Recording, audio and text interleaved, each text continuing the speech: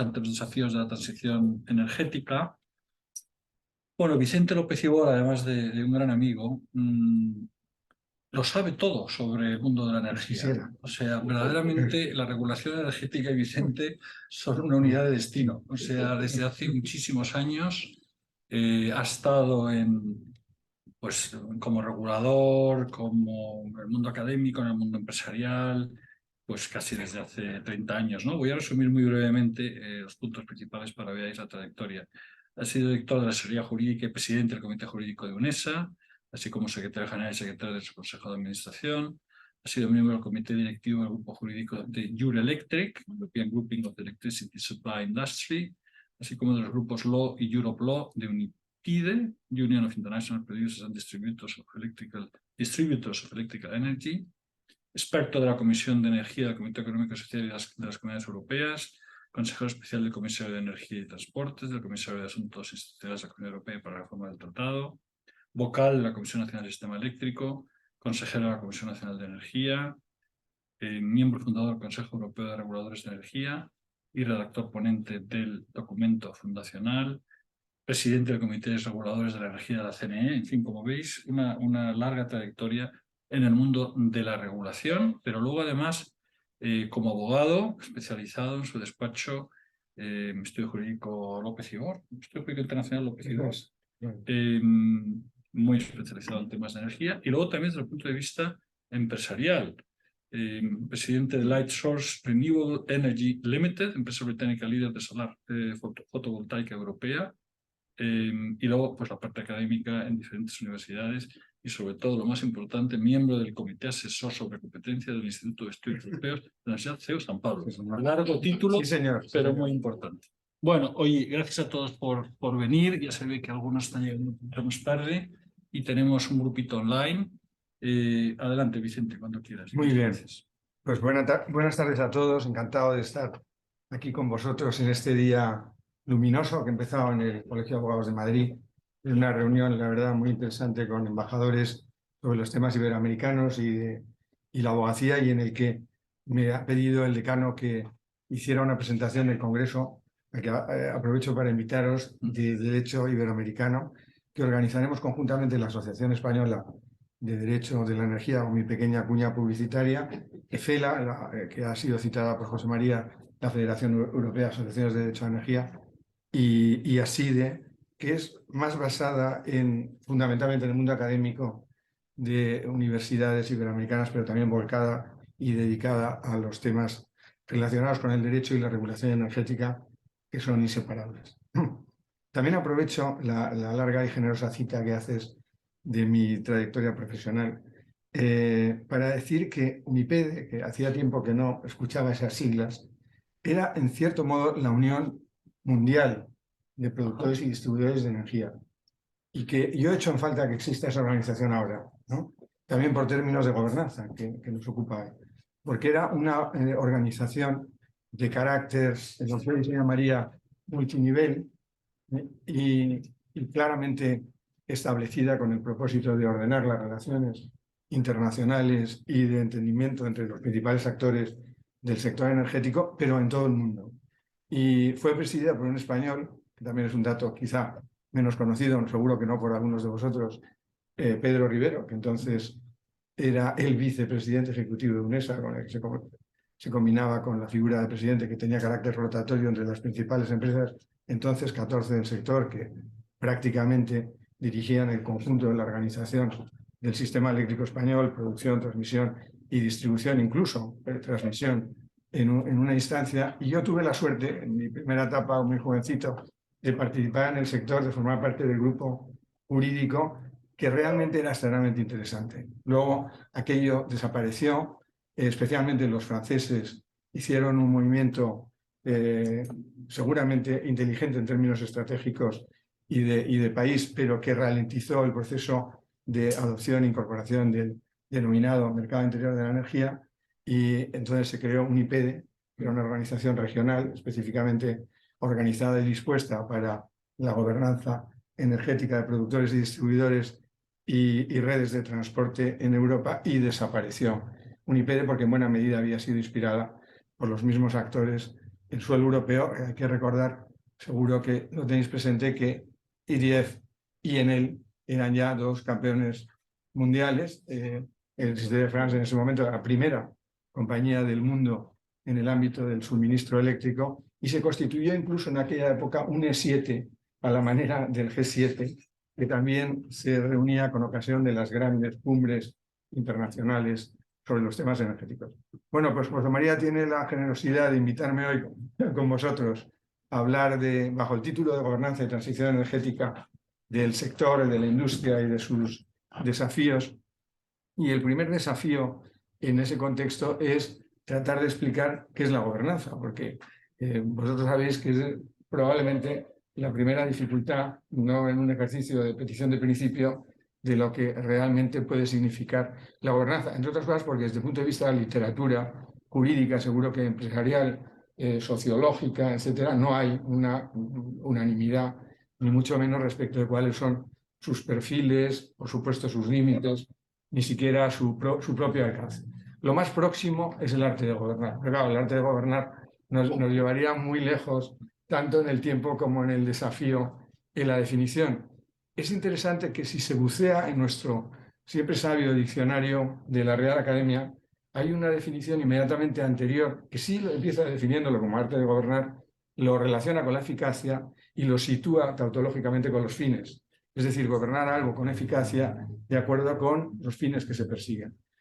Y eso es, mejor dicho, lo que hay en estos momentos, lo que se define. Antes había una definición un poco más larga y probablemente más próxima a como hoy se puede entender la gobernanza, pero no sé si más o menos exacta, podemos ponderar, en la que se dice que no es ya un arte sino una forma de gobernar, incorpora a los actores y entonces en los actores y además incorpora también los procesos. Entonces habla el objeto de la gobernanza será mejorar las condiciones económicas, sociales, institucionales en un determinado ámbito y para ello también con eficacia se tendrán que respetar y alcanzar determinados objetivos. La palabra fines aparece ya un tanto más diluida.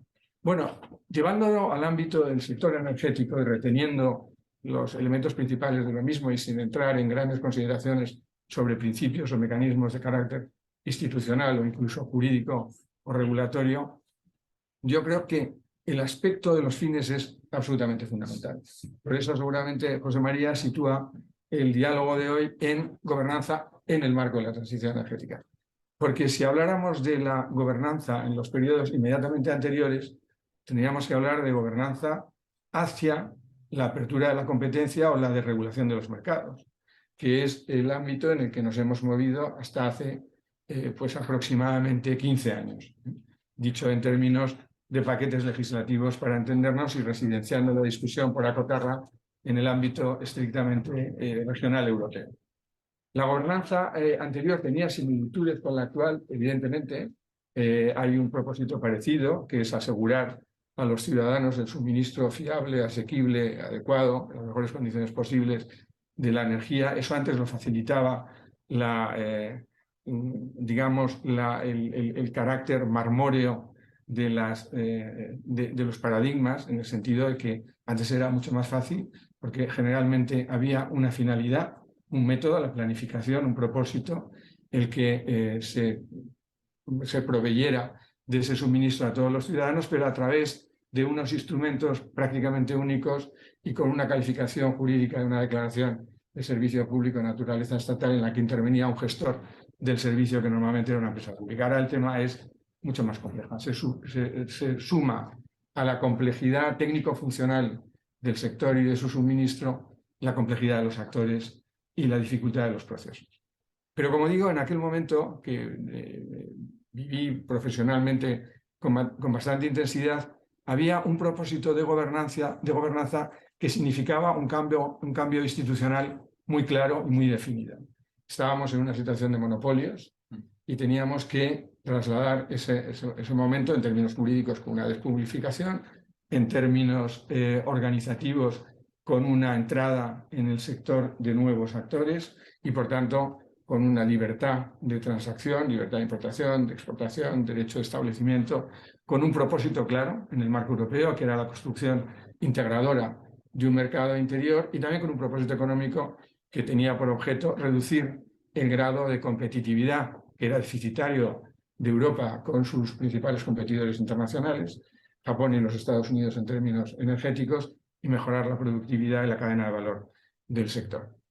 Y eso, bueno, vosotros podréis valorar hasta qué punto se alcanzó o no. Lo que sí es cierto es que su grado de puesta en marcha tardó algo más que lo ocurrido en otros servicios públicos o servicios esenciales, o cogiendo la calificación comunitaria puramente jurídica, servicios de interés económico general, calificación que por otro lado es muy buena incluso en estos momentos para definir algunas cosas, porque es distinguir lo que corresponde al Estado en la provisión de servicios esenciales y lo que corresponde a los actores del mercado en entregar un suministro adecuado, un producto a los ciudadanos de la mejor forma posible.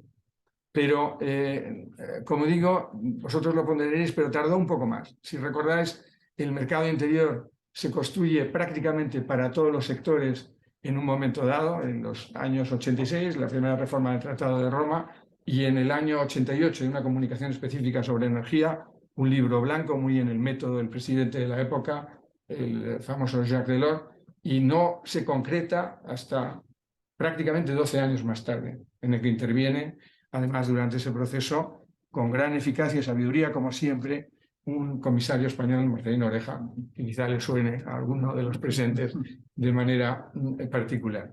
Y lo cierto es que además se aprobó en un Consejo de Pesca, no se aprobó en un Consejo de Energía ni en un Consejo de Transportes, a pesar de estar unificada en esas dos competencias la energía. Antes habíamos vivido la construcción paneuropea con un intento de integración un poco peculiar, pero empujada paradójicamente por los rusos, en estos momentos decaído Tratado de la Carta Europea de la Energía, en ese momento inicialmente Carta de la Energía, que era un trade-off entre tecnología, asistencia técnica, aprovisionamiento de gas y aportación de recursos financieros por parte de la Unión a esa parte del mundo tan importante en términos energéticos y en aquel momento aún más para la Unión Europea. Y por consiguiente la construcción de aquel mercado interior empezó prácticamente al inicio de los 90, con las consecuencias que conocemos.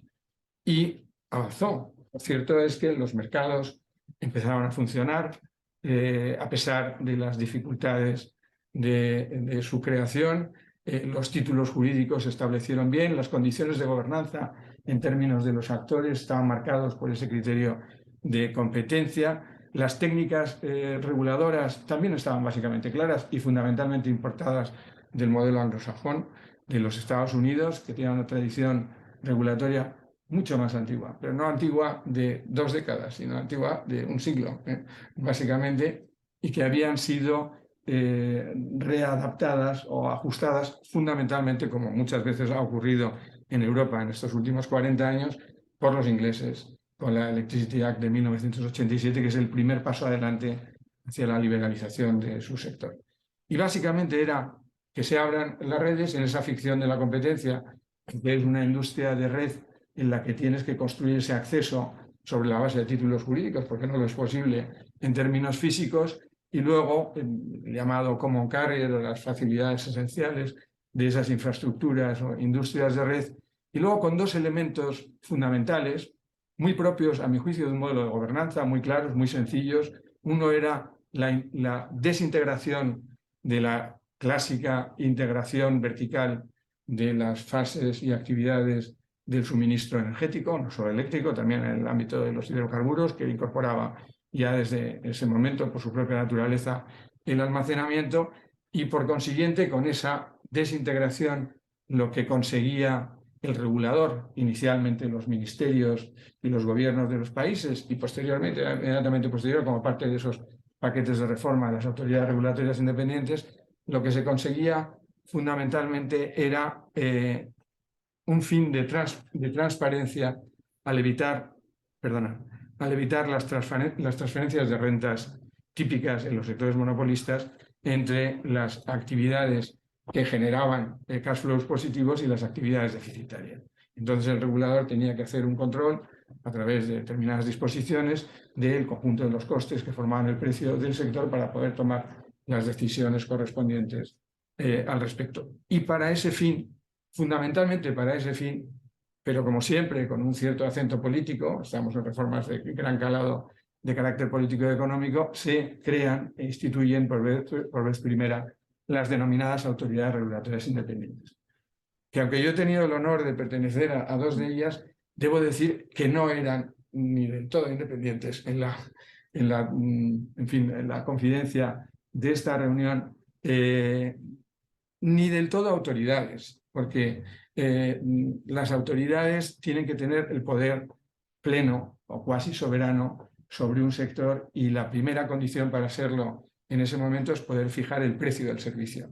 Eran las condiciones fundamentales de las tarifas, que en ese momento era el universo económico de la estructura del sector, porque los precios jugaban un papel, digamos, un tanto residual. Había que llegar a la formación de precios, pero en ese momento se hacía a través de la parte regulada, es decir, de las redes, de las infraestructuras, y eso era consecuencia de esa agregación de costes hasta llegar a la tarifa. El mundo del regulador era el mundo tarifario. Hoy no sería fundamentalmente así. Pero lo cierto es que ese ensayo de autoridades regulatorias yo creo que fue muy interesante. A mi juicio favoreció fundamentalmente al gobierno, porque tenía un Pepito Grillo cerca que le permitía mejorar la calidad de sus disposiciones, muchas veces incluso incurriendo en una cierta ingenuidad. Pensaba que por haber nombrado a una persona afín, al final iba a estar más próximo a las posiciones que se mantuvieran desde la perspectiva del gobierno, como cuando sabéis seguramente todos muy bien que el hábito crea las condiciones del ejercicio de la función, y que en ese momento la función reguladora tiene unas determinadas exigencias que al final acaba prácticamente conduciéndote a un cierto enfrentamiento, a veces más o menos cordial, pero con el otro regulador, que es la Administración General del Estado. Por otro lado estaban los otros eran los reguladores de los otros países, con los que, en mi experiencia durante los años que yo estuve, fueron muy buenas. De hecho, creamos el Consejo Europeo de Reguladores y propusimos la creación del mercado ibérico, y que se hizo a través de un tratado internacional, por lo cual creo que fue muy interesante. Y eso corresponde, digamos, en actores, los que básicamente de manera muy enunciativa he mencionado, en procesos, el proceso de integración y el intento de creación de ese mercado interior de la energía, en los fines, con la eficacia que ponderarán los cronistas del momento y de la época en función de sus resultados, y luego con la secuencia que conocemos y que vamos también a valorar y explicar muy brevemente en términos de gobernanza. Porque, como digo, a principios realmente de la década de los 2000 empieza un cambio en el que ese mercado interior de la energía, todavía no totalmente perfeccionado, va girando hacia lo que yo me permito calificar un mercado interior de la energía y clima, con la búsqueda de unos objetivos de descarbonización. Se inicia de una manera formal con un Consejo Europeo de Energía y Clima, en el que se manifiestan los objetivos principales del mismo, y luego se van produciendo los denominados paquetes legislativos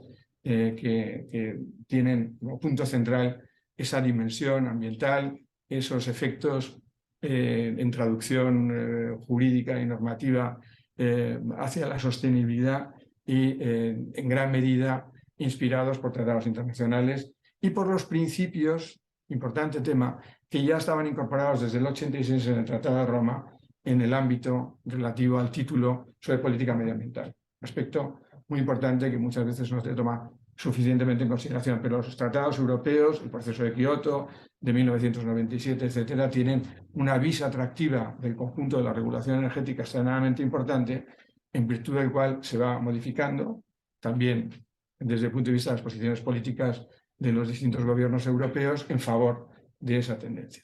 Y esa tendencia se acentúa de manera muy marcada, inmediata, doy un salto en el tiempo, de manera muy clara, inmediatamente antes de las dos famosos cisnes negros que hemos tenido durante este tiempo.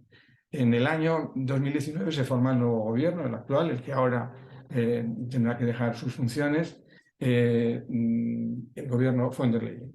Y en diciembre del 2019, si no recuerdo mal, en el acto de ratificación ante el Parlamento Europeo de la nueva presidenta de la Comisión para su ratificación junto al Colegio de Comisarios en el acto conjunto, anuncia sus 5 prioridades de política energética. Y en esas 5 prioridades sitúa en primer lugar, para sorpresa de muchos, se trataba, como sabéis, de una antigua ministra de Defensa del Partido Democristiano alemán, en ese momento liderado por la señora Merkel, sitúa el Green Deal. El objeto, esto es anterior, como sabemos, al COVID y a la guerra de Ucrania. Y es una gran sorpresa porque suma a elementos clásicos de la política europea en marco de prioridades como es el bienestar europeo, la política de seguridad y defensa, el desarrollo y el crecimiento económico. El Green Deal lo sitúa como primera prioridad y lanza un anuncio de lo que van a ser las medidas de desarrollo de ese Green Deal. Febrero-marzo, en la pandemia, todo lo cambia y entonces Europa también desde el punto de vista, además la crisis afecta de una manera muy importante, como recordaréis todos, a la energía, que ya había tenido una crisis previa a los mercados de petróleo y de gas en los meses inmediatamente precedentes, incluso en los propios umbrales de la crisis sanitaria del COVID, se produce lo que hemos todos más o menos aceptado como una crisis en términos económicos de la cadena de suministro de los productos, de bienes y servicios con grave afección en el ámbito europeo. Yo ahí tuve una experiencia profesional que quizá valga la pena comentar, y es que me encargó un organismo multilateral, un estudio en esa soledad compartida que todos teníamos con nuestros ordenadores y en nuestras casas durante el COVID, sin mascarillas internas, un informe para el cual tuve que formar un equipo con gente, algunos de los cuales conocía y otros no, pero que entendía que eran expertos y demostraron serlo en el desarrollo del trabajo sobre la cadena de valor de las energías renovables en América Latina. Rendimos ese informe, que fue un largo tocho de 300 y pico páginas, fue sumamente interesante y fue la etapa primera del COVID y uno de los elementos, evidentemente, cuando ya tienes que bajar con el microscopio a analizar el sujeto de examen, es que las cadenas de valor, en cualquiera que fuera de los tiers de las energías renovables principales que habían tenido el despegue de oferta y el desarrollo en el ámbito de la demanda energética, fundamentalmente la solar fotovoltaica y la energía eólica, estaban totalmente residenciadas en un país, prácticamente un continente, como todos conocéis, y que su impacto y que daba un salto depositando una parte muy importante de sus materias primas en Europa y en el resto del mundo, y desde luego en Latinoamérica. Había que reconstruir, reconfigurar el lenguaje que utilizábamos en las cadenas de suministro si queríamos crear valor en aquella región. Aportamos el informe, tuvo la valoración, yo creo, positiva, y a mí me sirvió mucho para conocer mejor, sobre todo, las increíbles eslabones de la cadena de valor de algunos de los principales elementos de producción de las energías renovables, particularmente la eólica. La fotovoltaica la había conocido un poco empresarialmente, pero la eólica le conocía menos y me llamó la atención extraordinariamente. Bueno, luego llegó la guerra de Ucrania, saltó muchas cosas, pero evidentemente produjo unos efectos de alteración, al menos en primera instancia, sobre lo que eran los propósitos en nuestra región de la gobernanza energética europea en torno a la transición energética. Yo considero que transición energética, descarbonización y economía circular, por residenciarlo en 3 conceptos centrales, son cosas asociadas pero diferentes, con identidad propia. Pero en ese momento todo, en cierto modo, pudo desbaratarse en la medida en que nos encontramos con una crisis general del suministro energético como consecuencia de la agresión a Europa a través de Ucrania de Rusia. Y en ese momento el sector realmente, yo creo que entró en pánico de gobernanza. Recordar aquellas fases y aquellas semanas en las que nos preguntábamos, y los medios de comunicación lo hacían, en algún momento alguno de mis colaboradores lo sabe bien, cuando preguntaban a algunos medios sobre si íbamos a tener dificultades en la calefacción de las casas, que no era una utopía, podía ser un hecho cierto, pero la verdad es que yo tenía confianza en la capacidad de respuesta de una sociedad desarrollada y con muchos recursos como la europea para tener incluso un reto de desnaturalizar a 150 BCM, los que había que dar la vuelta y Europa lo hizo a alto coste, pero con las importaciones que básicamente se conocen fundamentalmente residenciadas en el gran aliado europeo que ha sido siempre desde el último siglo los Estados Unidos de Norteamérica. Se hizo ese ejercicio y Europa legisló con una gobernanza de emergencia y de crisis. Es decir, gobernó a mi juicio con insuficiencias, probablemente motivadas y justificadas por el momento, pero con insuficiencias. Olvidó una parte de sus objetivos, aunque los textos dijo que no lo hacía, y tuvo que gobernar en emergencia y en urgencia, como había hecho en la crisis inmediatamente anterior, pero la crisis anterior era básicamente para mantener el funcionamiento de las infraestructuras críticas, y en este caso era para atender la situación derivada de la falta de abastecimiento de hidrocarburos. No solo hidrocarburos, pero muy fundamentalmente de hidrocarburos con esos 40, 50, 30 que Europa tenía y recibía de la exportación rusa en ni más ni menos gas, petróleo, carbón y una parte de la cadena de valor de la industria nuclear, como está bien sabido, por lo menos como se conoce en el sector. Ahí hubo una reacción que en términos jurídicos fue interesante, fue la activación no solo del artículo 194, que había costado tanto incorporarlo al tratado y finalmente se consiguió en Lisboa, de fijación de una política energética, que podríamos decir una política energética con elementos de política común, en términos jurídicos formales, política común energética, en términos reales, política común y de acompañamiento, con insuficiencias, como se sabe, en la estructura fiscal de la misma y también con elementos de subsidiariedad. Ahora se reconoce su carácter de competencia compartida entre la Unión y los Estados miembros, y tuvo, precisamente, a pesar de que existía una cláusula de solidaridad y existe en el propio artículo 194, tuvo que apoyarse en otra previsión incorporada al título de política económica para activar ahí esa solidaridad expresa y concreta, adjetivada como energética, pero en el ámbito de la política energética, para poder abocarla y ponerla en acción y ejercer una acción conjunta y crear una plataforma de compras, especialmente en el ámbito del gas, recordando viejos tiempos de las plataformas de compras en el ámbito térmico de carbón, o el tratado del Euratom a los albores de la construcción comunitaria en el año 57, que se crea precisamente como una especie de política de subpolítica energética europea para el aprovisionamiento del uranio. Y ahí realmente ese mercado común es un mercado común de aprovisionamiento de uranio que luego se completa con medidas de seguridad, con medidas de cooperación internacional, etcétera, también para competir con los Estados Unidos, que en el año 52 ponían en marcha su política nuclear concreta.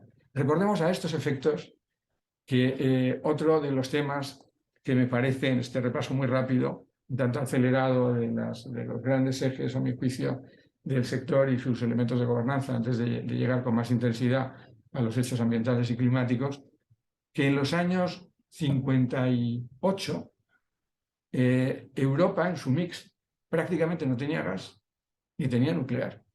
El 70% de Europa en términos de mix era fundamentalmente carbón. Y bueno, las cosas van evolucionando, ya no digamos en términos de rendimientos energéticos como se produjeron las siguientes 4 o 5 décadas, pero por retomar el análisis respecto de estos últimos tiempos y centrarlo en la dimensión ambiental, desde el Clean Package hemos vivido 3 ejercicios. La legislación de modificación de las directivas de mercado interior y de gas del primer paquete, que era de liberalización y apertura a la competencia hacia el cambio climático, eso es el Clean Package. Una parte de este paquete legislativo absolutamente central, es el que tendría que estar vigente ahora en Europa, no se ha traspuesto. Es decir, una parte de ese modelo todavía está pendiente 5 años después, más de 5 años de su adopción, lo cual quiere decir que no se hicieron deberes esenciales antes del COVID. Era muy difícil, pero se podían haber hecho durante el COVID. El Clean Package es una política, como sabéis todos, es una medida rooseveltiana, pero en el ámbito de la política de, podríamos decir, energía, transporte, finanzas y clima, con paquetes incorporados en el ámbito clásico comunitario, con los programas, los presupuestos multilaterales, financieros y con finalidades específicas basadas en esas medidas. El más conocido es el famosa Next Generation Plan. Y el tercero, que muchas veces pasa como en segunda línea, pero importantísimo a mi juicio, es el llamado Fit for 55, porque esto se produce justo en el corazón de la crisis, se hace en 2 tandas y observa un cambio en una energía fundamental como es el gas natural, muy importante en términos jurídicos y en términos materiales. El gas natural nace de una directiva del año 98 y reformada varias veces, pero en el comienzo del COVID hay una propuesta de directiva de modificación de la directiva de gas natural. Pues bien, después de las 2 crisis, esa directiva, que la aprobaremos dentro de unas semanas, se llamará de gas natural, de hidrógeno verde y de gases renovables. La evolución en ese sentido respecto de la electricidad y del mercado interior eléctrico es mucho mayor, aunque ha pasado sensiblemente desapercibida, pero a mi juicio es mucho mayor. ¿Y dónde estamos ahora? Ahora enseguida, no sé si estoy consumiendo demasiado tiempo. ¿Dónde estamos ahora? A mi juicio, con un cambio en los fines, en los que me he querido reposar fundamentalmente, muy importantes. Un cambio de un mercado que va hacia unas disposiciones con una mucha mayor intervención pública hacia el clima. ¿Eso deja margen para la competitividad y para la libertad? Sí, pero muy condicionado por una regulación muy posada sobre la intervención administrativa por el clima. En términos jurídicos creo que eso es indiscutible. Mayores potestades regulatorias, con mayor intensidad regulatoria. Las directivas iniciales tenían 10 páginas, no es un tema de demostración de las páginas. Hoy estos 2 paquetes legislativos tendrán más de 300 y van acompañados además de 2 elementos que han surgido como consecuencia de reacción a las políticas públicas norteamericanas de los últimos 2-3 años, que son un intento de política industrial vencida también a esta dimensión, que es el net zero en política industrial, y una política sobre materiales críticos, un tema absolutamente esencial teniendo en cuenta la cadena de valor del nuevo modelo y las nuevas tecnologías, y que sigue, como digo, en buena medida no solo el famoso IRA norteamericano, sino algunas otras disposiciones muy importantes, como una ley sobre Energy Security del año pasado, que, entre otras cosas, un poco al estilo americano o anglosajón, provee algo que hemos tardado más en recoger en Europa, que son los principios de simplificación, de agilización, de desburocratización. Lo diré en términos muy coloquiales, como suelen hacer los norteamericanos. Hay un más eslogan que, por supuesto, provisión normativa, que dice dig once. Es decir, si usted tiene que hacer una zanja, hágalo de una manera integradora, hágalo para transporte ferroviario, para una planta fotovoltaica y para establecer un cable de fibra óptica. Es decir, no desperdicie la acción, ténganlo en cuenta, integre y trate de optimizar los recursos públicos y el éxito y la capacidad que pueda tener la libertad de comercio y el emprendimiento privado. Bueno, ahí es donde básicamente nos encontramos. En términos de regulación estricta y gobernanza vinculada a la regulación, por decir, obligaciones derivadas para no solo para las administraciones, sino para las empresas privadas. En materia medioambiental hay muchas cosas.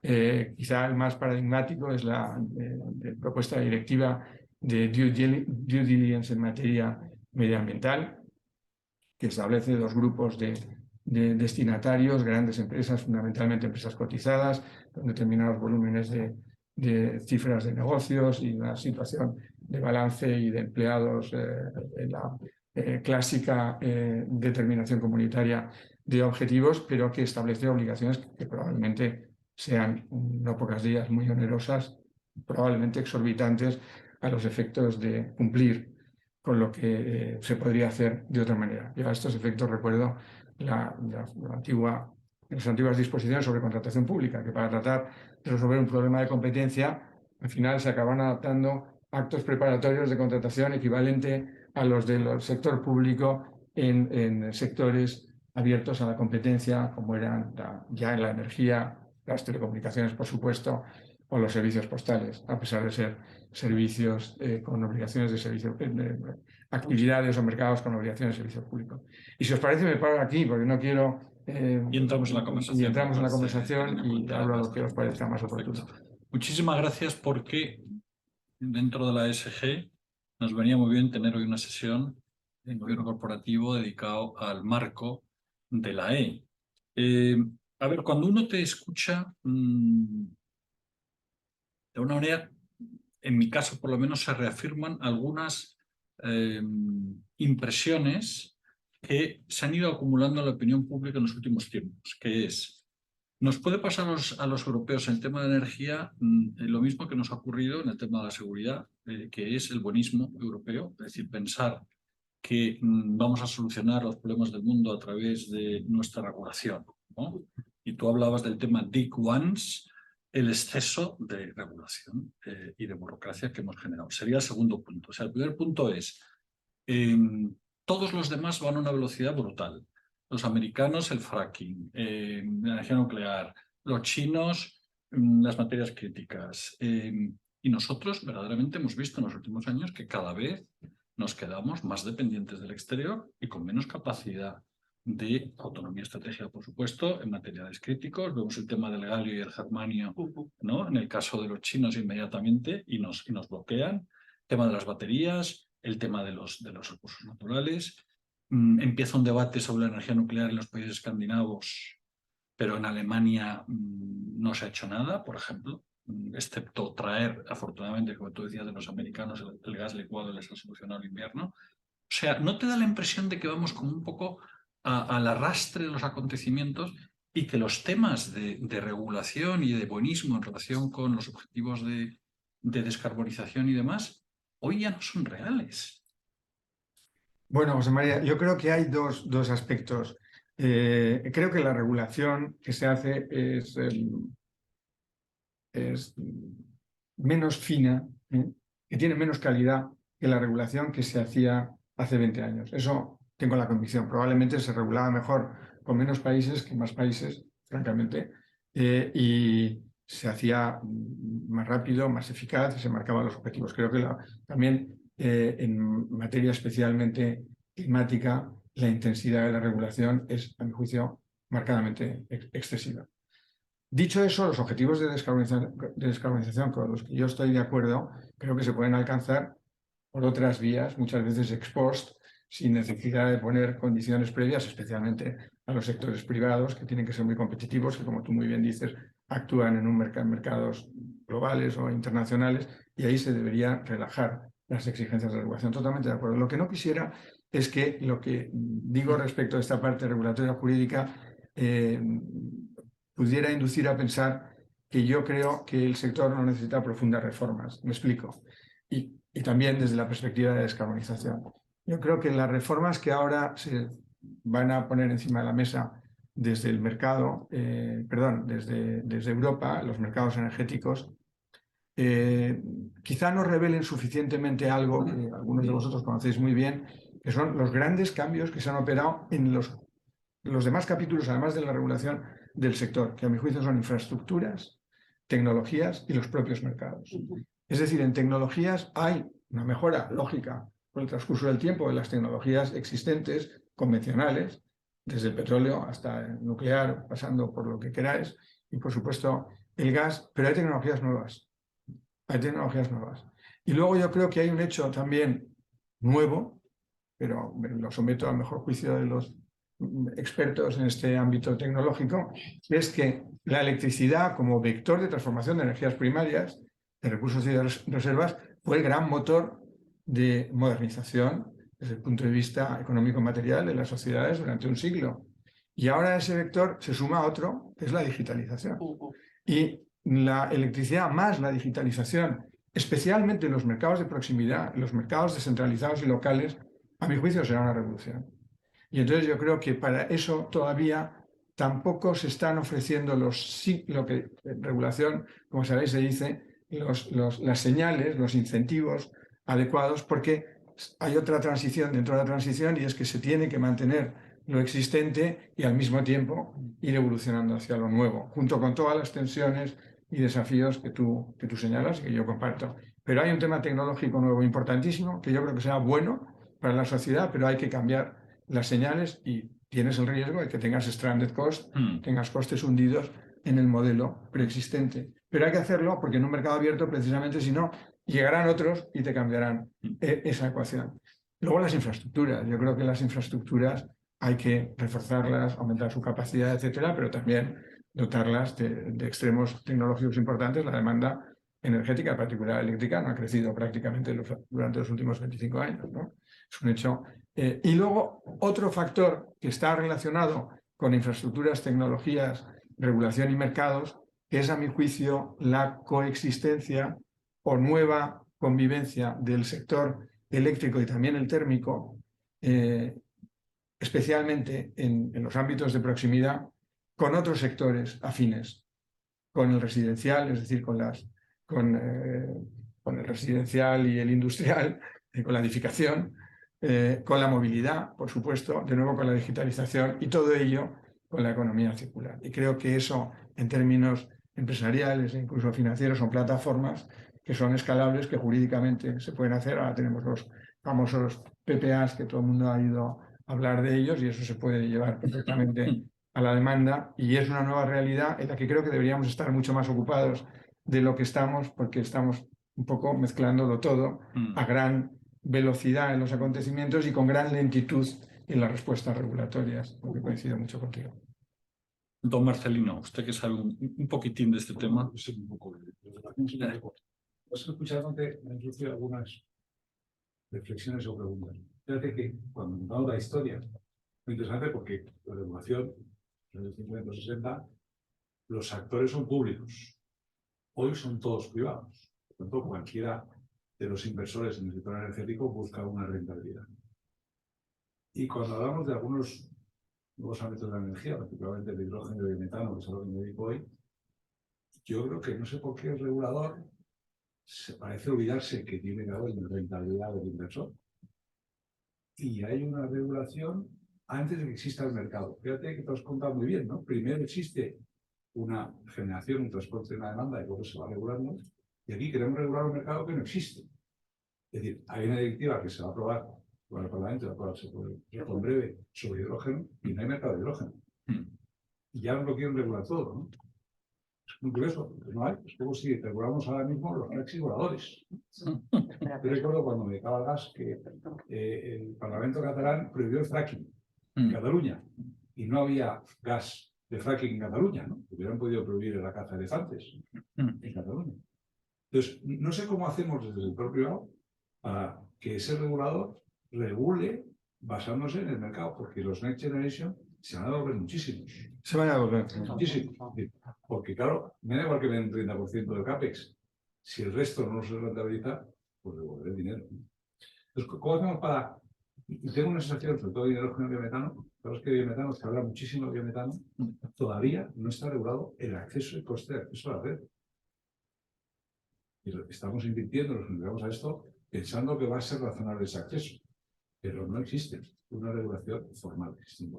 Sí, estoy de acuerdo contigo. Yo creo que el mercado ocurrió algo parecido, aunque no para explicar de una manera más detenida el proceso, pero en el mercado interior una de las grandes críticas en la construcción del mercado interior que permanece, es el tema famoso de las interconexiones, es el haber puesto antes, en cierto modo, un mercado simulado en las infraestructuras que habilitaban la existencia de ese mercado. Está también relacionado con tu pregunta. Es decir, que pusieran... El día que Francia se aparte de Bien, pero tú puedes disponer los límites de ese mercado como quieras. Podrías decir, bueno, pues el mercado son 7 comunidades autónomas. O sea, los límites geográficos del mercado también los puedes definir económicamente. Entonces, aquí, ¿cómo se trata de resolver, a mi juicio, de manera eficiente lo que tú señalas del mercado en nuevos ámbitos tecnológicos de los hidrocarburos? Es tratando de meter en un pequeño clúster, como si fuera un ejercicio bioquímico,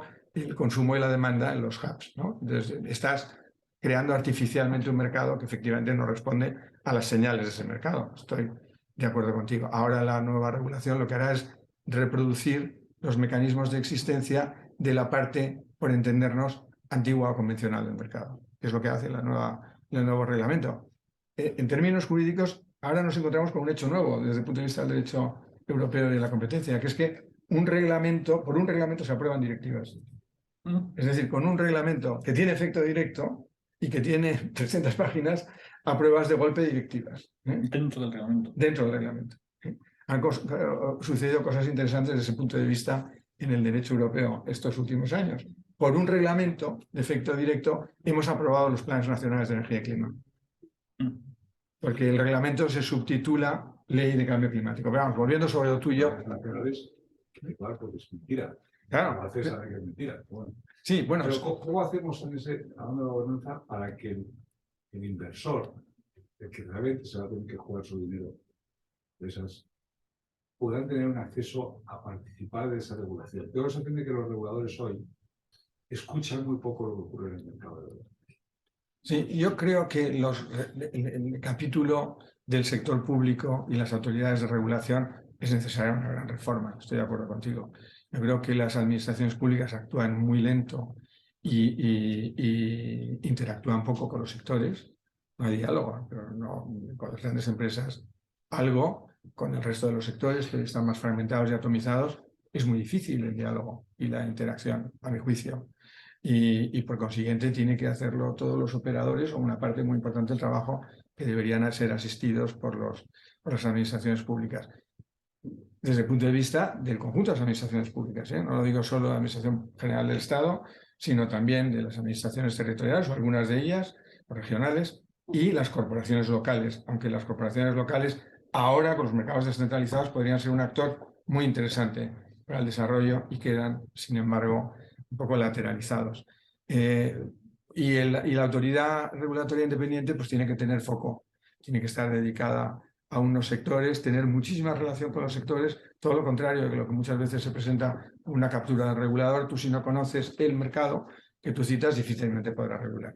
La Comisión Europea, si no escucha a los sectores, no puede estar en condiciones de proveer las normas y las leyes. Estoy totalmente de acuerdo. El regulador tiene que estar siguiendo el mercado porque es el que tiene que ser el agente de tráfico de ese mercado. El mercado de hidrógeno va a ser un fracaso si lo es por la regulación. Yo sí. Perdón. Por favor, y luego. No, tú. Vale, bueno, en primer lugar, muchísimas gracias por la experiencia. Se nota que, vamos, no es que sabes, es que rebosas conocimiento al respecto. A mí, conforme te estaba oyendo, yo he estado muchos años en Telefónica y tal, estaba haciendo un paralelismo clarísimo, porque son dos mercados claramente regulados primero, totalmente, digamos, nacionales de los distintos estados y luego liberalizados y tal.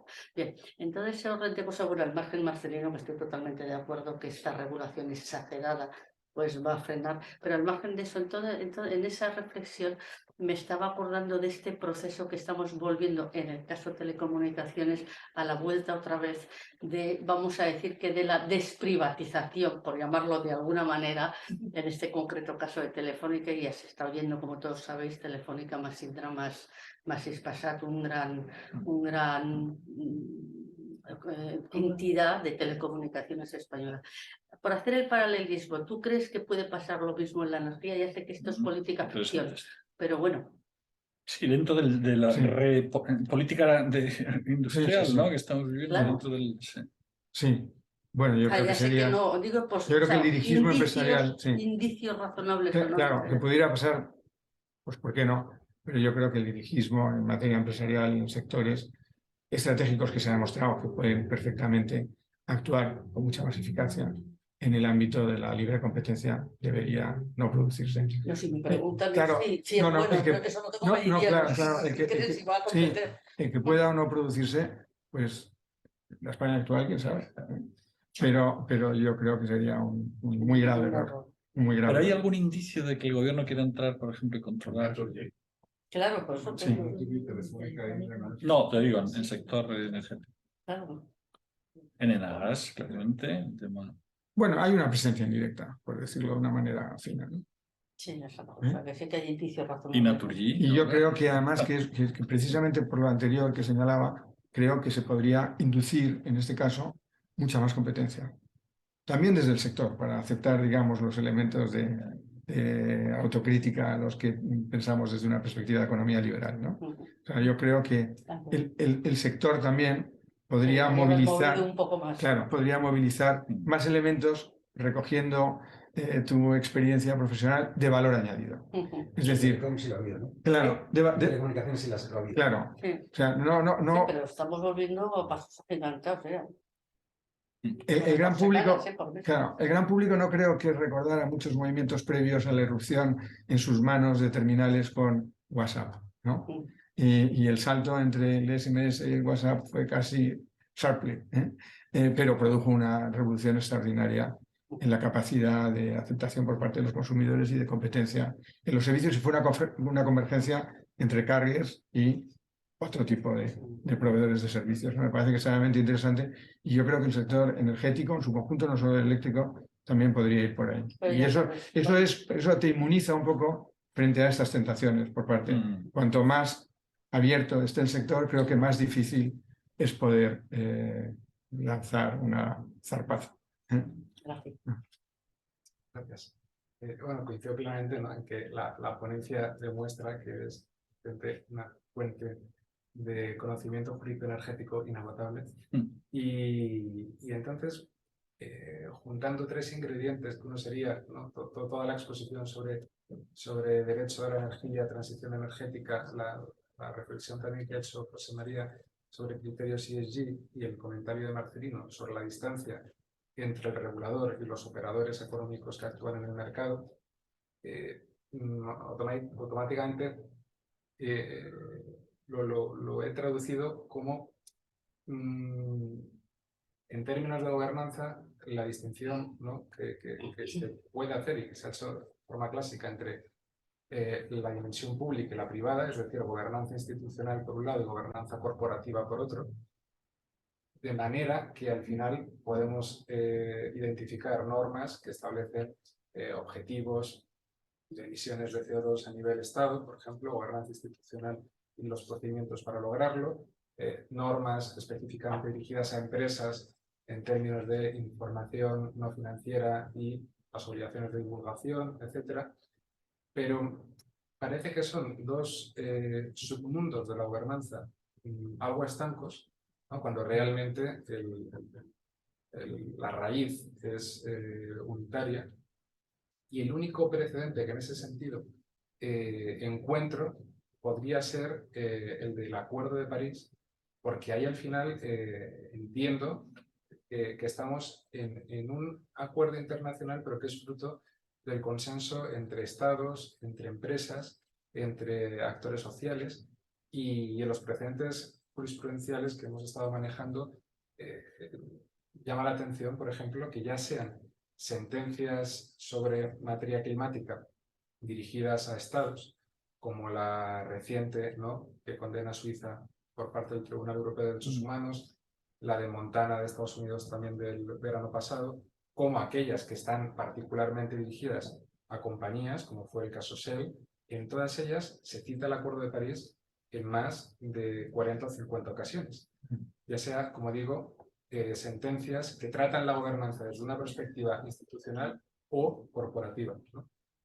Y entonces mi pregunta sería, siendo así, ¿qué recorrido habría para que pueda haber más ocasiones de cogobernanza como hubo en el Acuerdo de París, y si esa sería la forma más adecuada de poder dirigir todo este recorrido de gobernanza climática que nos espera en las próximas décadas? Bueno, vamos a ver, cogobernanza entendida como participación entre los actores públicos y privados, yo creo que es signo de los tiempos y que tendría que acentuarse claramente, ¿sabes? Y es un elemento de objetivos compartidos. La descarbonización es uno de ellos, evidentemente, y me parece que en eso no debería haber especiales dificultades. Muchas veces más es en el cómo se hace, en la gestión. Y hay un elemento previo que me parece importantísimo y que creo que no es subrayado suficiente, que es la transparencia. Si es exigible del sector privado en algunas ocasiones, no necesariamente en todas, hay elementos que la reserva, la confidencialidad, etcétera, son, lo diré delante de profesores muy prestigiosos, es un elemento fundamental de la acción empresarial, pero es absolutamente exigible de los poderes públicos. Entonces la transparencia es fundamental y la colaboración también. Yo creo que la colaboración entre ambos. De las sentencias que tú citabas, evidentemente que las más recientes, ¿no? 22 y 23, hay un elemento que yo creo que es un tanto excesivo. O sea, hay elementos que pueden ser positivos, ¿no? El deber de conciencia de esa realidad, pero y también la relación entre el derecho climático y el derecho medioambiental, el salto en determinados aspectos a protección de carácter constitucional es muy importante, va a tener mucho recorrido, pero ya veremos. Sí. Se está produciendo en un mismo tribunal, como sabemos bien, autos con opiniones distintas en función de quién sea el ponente de sala. Y eso es el mejor resumen, tal vez, de lo que puede llegar a ocurrir. Oye, y una pregunta muy rápida. ¿En qué medida se ha convertido el tema regulatorio en un campo de batalla de lobbies? Total. El tema Bruselas es donde verdaderamente confluyó todo, ¿no? Lo apuntaba antes. Nunca creo que dejó del todo de serlo. Lo que pasa es que quizá ahora efectivamente se ha podido acentuar. Lobbies en sentido, entiendo que tu reflexión es lobbies en el sentido de Lobby verde, por ejemplo. Sí, pero lobbies legítimo o lobby excesivo, ¿no? Por entendernos en la terminología. O sea, lobby en el sentido norteamericano de la expresión, ¿no? De influencia estructurada e institucionalizada. O modelo italiano. O modelo italiano. El modelo italiano es captación de recursos y de fondos. Pero me queda demostrado verdaderamente una ciencia casi exacta. Pero sí, pero de nuevo un poco aquí la autocrítica, es decir, yo creo que hay cosas que a mí me parecen bien en el ámbito de la descarbonización y otras excesivas, pero creo que ahí podemos entonar de nuevo un poco el mea culpa del conformismo, el pensar que esto no va a ocurrir y que otros pues se pasen de frenada y postulen cosas que luego en términos prácticos son inconvenientes para la sociedad. Yo quería hablar por el foco francés, ya que debo ser el más francés de la sala. Has pasado rápido sobre el Green Deal, pero hay una etapa que me tocó vivir muy de cerca de Fukushima, el impacto de Merkel y el divorcio franco-alemán en nuclear. Fue muy curioso, impactó hasta aquí el cierre de Garoña, al ser una central igual que la de Fukushima, pues era la primera que había que cerrar, la más antigua también. Pero igual puedes comentar, fue muy curioso porque yo estaba en una empresa que era franco-alemana, Areva tenía tecnologías alemanas en Erlangen, en Siemens, y Fukushima y el Energy Wende creó un divorcio y los franceses recuperaron esa tecnología. Y hasta luego la batalla para que en la taxonomía europea entrase como energía sostenible el nuclear, ¿no? Un poco por calzador por los franceses, hubo esas repercusiones, ¿no? Y luego hay un arranque, los ingleses con con construcción de centrales en Inglaterra y los belgas que han dado la vuelta un poco y Francia que se ha puesto a tope a construir, pero... Y los escandinavos, ¿no? En Suecia. Es un país nuclear. Pero, ¿qué puedes comentar sobre cómo un efecto tan lejano, pero tan fundamental en un sector, de repente trastoca totalmente las relaciones europeas, ¿no? Claro, yo creo que Fukushima fue muy importante. Fukushima fue una catástrofe, lo cierto es que ocurrieron todos los elementos, ¿no? Las famosas 3 crisis al mismo tiempo, todas inesperadas y en un lugar donde la organización industrial es casi impecable, ¿no?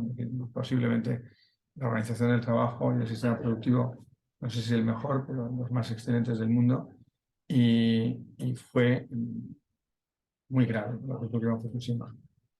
Si recordamos, me parece que fue en marzo del 2011, ¿no? Me parece que había 46 plantas nucleares en Japón y en 6 meses quedaban 11, ¿no? Un cierre prácticamente masivo de toda la... Merkel, que ahora quizás sería muy fácil criticarla, pero también debemos recordar que Merkel era considerada constantemente como la gran líder europea de aquellos momentos. Y desde el punto de vista de su formación es doctora en física nuclear.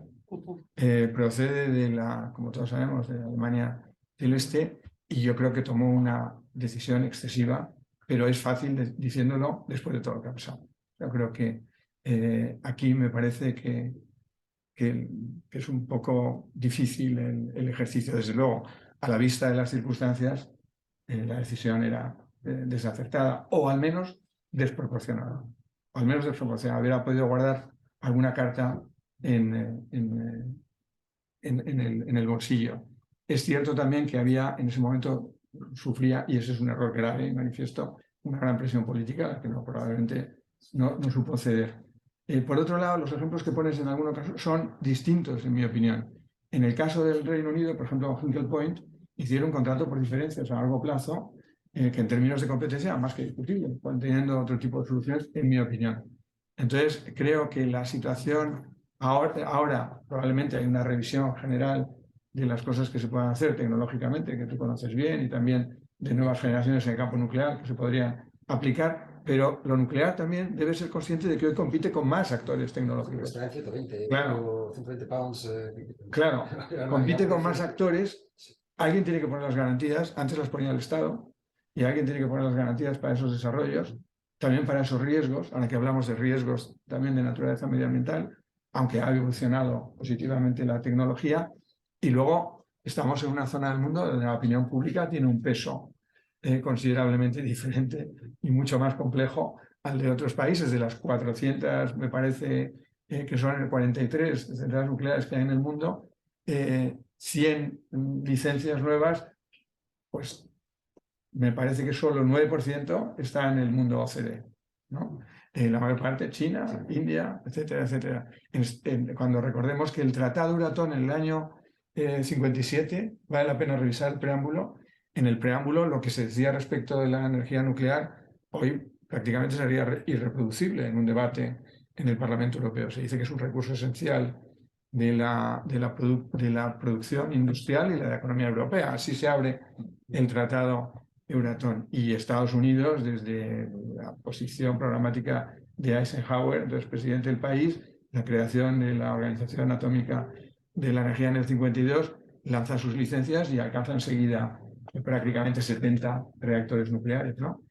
O sea, creo que las circunstancias son distintas, pero la energía nuclear tiene que tener el papel lógico que le corresponde en el mix de aprovisionamiento europeo, desde luego en torno a la extensión de la vida útil de las centrales. Más allá, yo creo que dependerá mucho de la tecnología, de la ponderación de las condiciones de seguridad por las autoridades independientes, que aquí tienen absolutamente todo fundamento, como los mercados, pero con una misión muy clara y concreta, y el actual gobierno ha extendido 2 veces, sin decirlo mucho, la vida útil de 2 centrales. Ha cerrado una, pero ha extendido la vida útil de 2 centrales.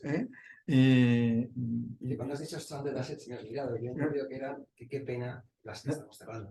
Claro, pero situarse en el año 2035 para el cierre de las centrales me parece que son cosas muy serias si no tienes preparada una alternativa, que en estos momentos yo creo que no existe. Juntando con el tema de las nucleares, un punto que yo creo que es positivo de cara a potenciar la nuclear es que Japón ya está volviendo a mirar hacia la nuclear. ¿De verdad? Ese es un punto. Y creo que va a hacer repensar a muchos otros países. Y después, sí, yo creo que la nuclear que nos hemos precipitado porque bajo mi punto de vista era una energía perfecta para hacer la transición. Porque, como bien has dicho, la alternativa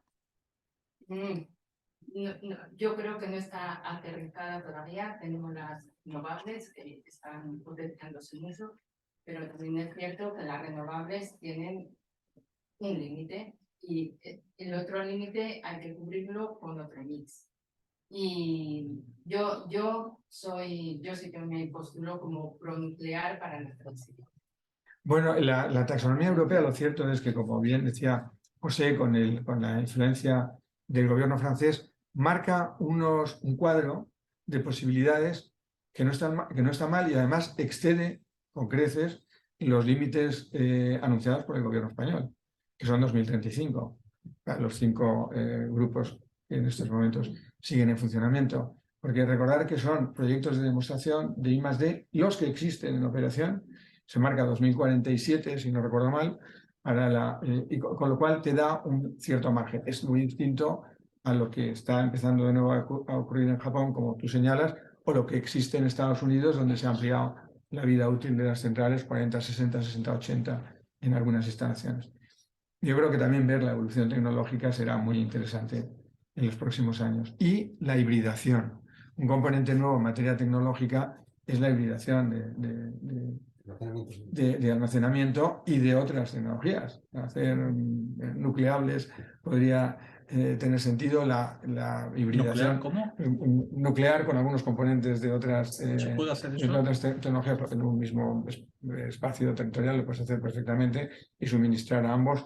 En términos de, digamos, repower con eólica y solar y SMR lo puedes hacer, y luego almacenamiento, que será evidentemente un protagonista, ya lo es, en términos de petición de permisos, fundamental para el sector.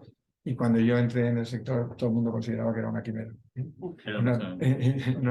No ha transcurrido ¿Y tanto qué es lo que tiempo, le falta por qué tenemos esos cuellos de botella con almacenamiento? Bueno, yo creo que cada vez menos, y que, como todo, está muy bien hacer un análisis de costes, de horas de funcionamiento y tal, pero hay que mirar un poco al futuro. Me acuerdo, hace 10 años, en Inglaterra, cuando montamos una compañía, el solar era, no 5, 2, 3, era 8 veces más caro. Ayer, que entonces era secretario de Energía, que además lo hizo muy bien, en esos años dijo que era la más competitiva de todas las energías. Bueno, las cosas, las curvas de aprendizaje a veces funcionan. El tema del fracking, que obviamente es un tabú, ¿no? en Europa, pero ¿eso tiene algún sentido? Es decir, tú, si desarrollaras fracking en gas o ¿aumentarías la capacidad de autosuficiencia energética en Europa? En España, sin duda, y en Europa también, sí. Y bueno, hay una cosa, aquí hay una cierta hipocresía, José María, porque, vamos, lo conoce muy bien Marcelino, sin duda, ese tema, pero en mi opinión, una parte muy importante de las importaciones de GNL que estamos haciendo es directamente fracking, ¿no? Estados Unidos, ¿no? Más de la mitad. Entonces, bueno, nos hemos abastecido y hemos recortado una parte importante de nuestras insuficiencias de aprovisionamiento con ese fracking. Creo que es una buena manera de empezar un debate. Sobre el particular, en España tenemos bolsas de fracking muy importantes en algunas zonas, especialmente en el norte. Lo que dicen es que no lo haces aquí el fracking, sino que lo traes, ¿no? Claro, distinto. Claro, pero si quieres construir una política energética en una región importante del mundo, tendrás que evaluar todas las cosas. Yo creo que la sociedad madura tiene que analizar ese tipo de cosas y luego tomar sus decisiones, pero por lo menos entrar en el debate. Aquí nos hemos paralizado porque hay una recomendación, ni siquiera una directiva o un reglamento diciendo que lo mejor sería no entrar en el debate. Yo creo que se puede entrar perfectamente en el debate.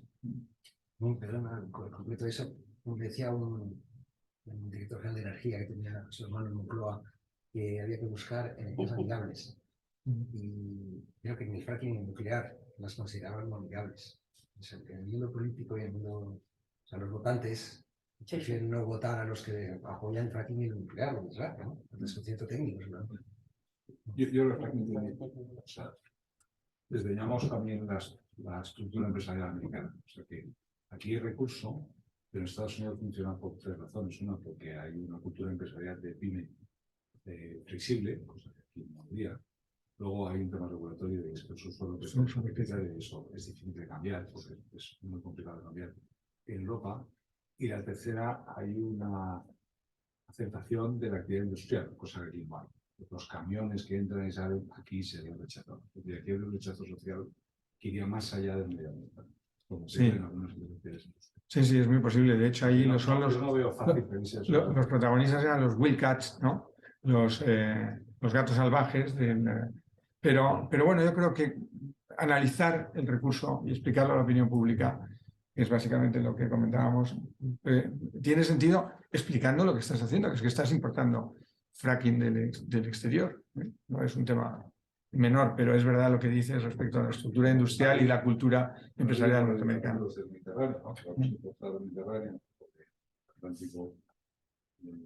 Porque van a Marruecos y nosotros no extraemos los recursos que están en tomar. Eso es. Esa es nuestra plataforma continental, de hecho. Y volviendo un poco al tema de gobierno corporativo, las empresas en concreto, digamos, más micro, ¿qué podrían o deberían hacer las empresas? Entiendo que las energéticas lo tienen complicado porque también están en un entorno competitivo y en las situaciones también regulatorias complejas. Pero las otras empresas en favor de este debate, por ejemplo, ¿no? de una apertura del mix energético, ¿eso debería ser algo que las empresas hicieran? ¿Qué pueden hacer por la E?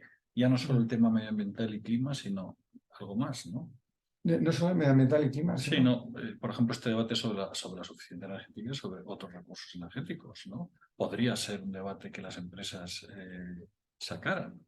Podría ser, pero ahí, lógicamente, claro, las empresas están muy condicionadas por su posición en el mercado y en cada una de las subindustrias de las que formen parte y desarrollan esa cadena de valor. Creo que no sería fácil el debate, entre otras cosas, porque la institucionalización del sector energético privado también es muy importante y creo que hay que reforzarla. Y podría hacer ese tipo de misiones que tú señalas. O sea, yo creo que hay una representación y organización bien cohesionada, fuerte del sector, como industria perfectamente legítima que defiende sus intereses desde el punto de vista general, estratégico, corporativo, podría abrir un debate de esa naturaleza. Estaba pensando también en la primera parte de tu pregunta, cómo podría convertirse lo que parece una obligación incómoda y a veces excesiva en una ventaja competitiva.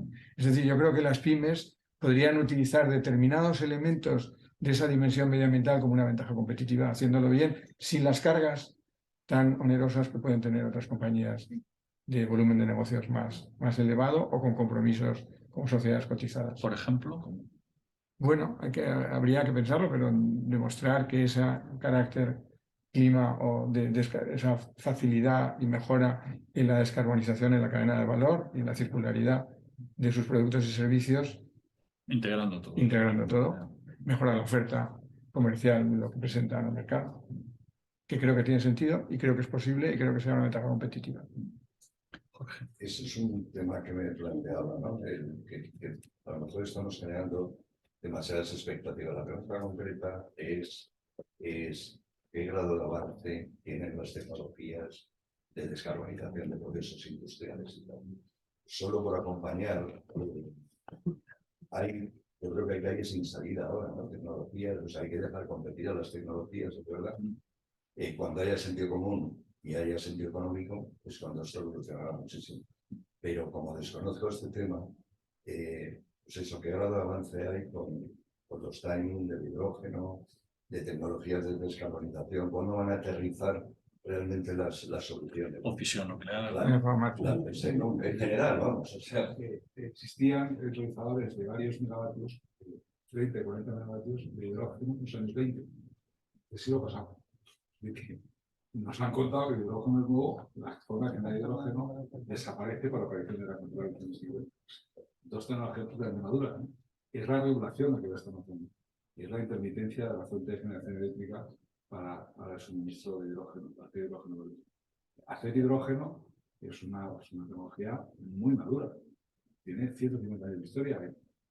En Noruega, en Egipto, había grandes electrolizadores para hacer amoníaco, para hacer. No hay. O sea, el problema es hacerlo de electricidad. Que sea la electricidad la electrólisis. ¿No? La electricidad siempre se llama electricidad. El problema es que la electricidad, para el hidrógeno ser considerado verde, tiene que ser renovable y esa electricidad es intermitente y ahí nos explica un problema de ajuste y de eficiencia. Pues yo creo que el hidrógeno lo va a poder. La regulación no hay ninguna. La regulación internacional que impone que venga de energía renovable. Bueno, porque al final el buenismo de queremos que todo sea verde mañana, ¿no? Cuando a lo mejor hay soluciones alternativas a corto plazo que no son tan buenas, pero son suficientes para ir descarbonizando, pues yo creo que permitirían el desarrollo del mercado y había un hidrógeno en el mercado, una señal de precio, pues una colaboración de precio. Sí, ahí mi opinión es que yo creo que lo nuevo, que ya no está nuevo, o sea, muchas partes de las energías renovables que tienen 25 años, no son ni mucho menos nuevas, y digamos el mercado de capacidad, que es lo que refería Marcelino, es perfectamente compatible también con nuclear y se pueden combinar los dos elementos en un ámbito de transición, pero hay que también dignificar el término transición. La transición tiene que tener un destino, no podemos estar siempre en transición y entonces tenemos que llegar a un lugar concreto donde podamos ya ordenar ese mix. Yo creo que es posible y es de nuevo para mí, dicho en términos un poco como se decía tradicionalmente, de Estado, a mí me preocupa que nosotros nos quedemos en la discusión y otros nos hagan la transición. Entonces, creo que ahí debemos, y que en buena medida, defectos enormes en la gestión, es decir, hemos vivido, en mi opinión, una época muy declarativa de todo lo que estamos hablando, pero con una gestión ineficaz o demasiado ideologizada, y que no ha bajado al terreno de las realidades empresariales, etcétera. Pero con una mejora de la gestión, creo que muchas cosas de las que estamos hablando mejorarían sustancialmente en un tiempo relativamente corto. Es que hemos empezado con governance, yo creo que de gobernanza desde la banca. Yo creo que pediríamos que hubiera más claridad, más conocimiento y más aportación de soluciones en esa gobernanza, ¿no?, general que estábamos hablando al principio. Fijaros que para crear productos financieros ahora mismo hay que cumplir una taxonomía que no existía, no hay información de empresas y con una definición de productos sostenible que tampoco se conoce. Entonces es verdad que ha sido regular a golpe de látigo, un capitalismo enorme, en el que casi en el preámbulo ya estaba el greenwashing, o sea, antes de empezar a actuar, y precisamente Carlos Torres, no el otro día, dijo que como sigamos así, con greenwashing y con tal, vamos a seguir dando pasos, porque lógicamente para caer, ¿no?, pues mejor no avanzar. Es verdad que la regulación es una restricción, ¿no? Y el procede del sector energético. Sí, bueno, felicidades. Yo no procediendo del sector, creo que soy sector independiente, pero cuando salgo fuera siempre dicen España va a ser la líder en cierto tipo de energía, como la solar siendo el proveedor de Europa. Entonces, ¿dónde está nuestro liderazgo en esta industria a nivel europeo y de cara con nuestras fortalezas? ¿En qué podemos ser buenos si de alguna forma posicionarnos en la Unión Europea?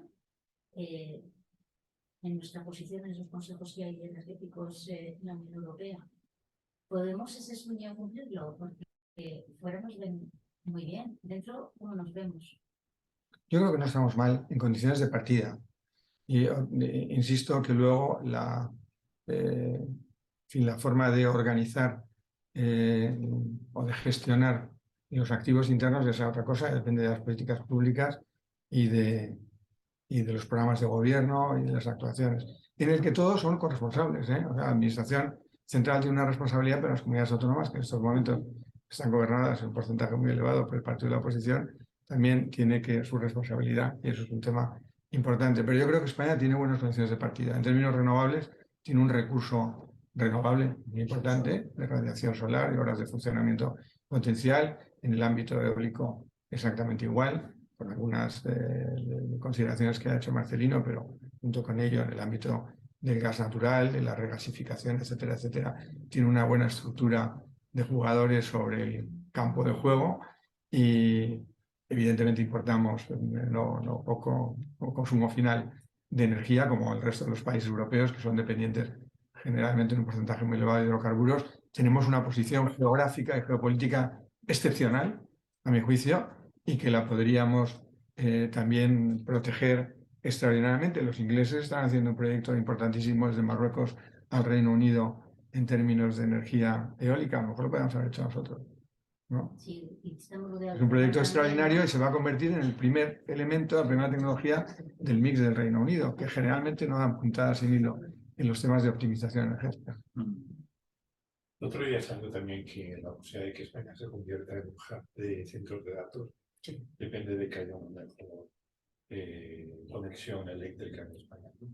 Sí, pero también creo, profesor, que eso es así, pero que mejoren las condiciones, en este caso, de facilitación del establecimiento sobre el territorio. Pero eso ya es regulación de carácter general, no energética, para que se pueda situar una industria. La gran dificultad es que para que se sitúe básicamente una compañía de data center, como ya están algunas en Cataluña, por ejemplo, el tiempo que transcurre desde que inicias el proceso de permisos, licencias y autorizaciones hasta que te sitúas sobre el territorio y empiezas a buscar tus partners en el mundo mundial, los Microsoft, Amazon, etcétera, pues es muchísimo tiempo y eso evidentemente debilita cualquier ventaja competitiva.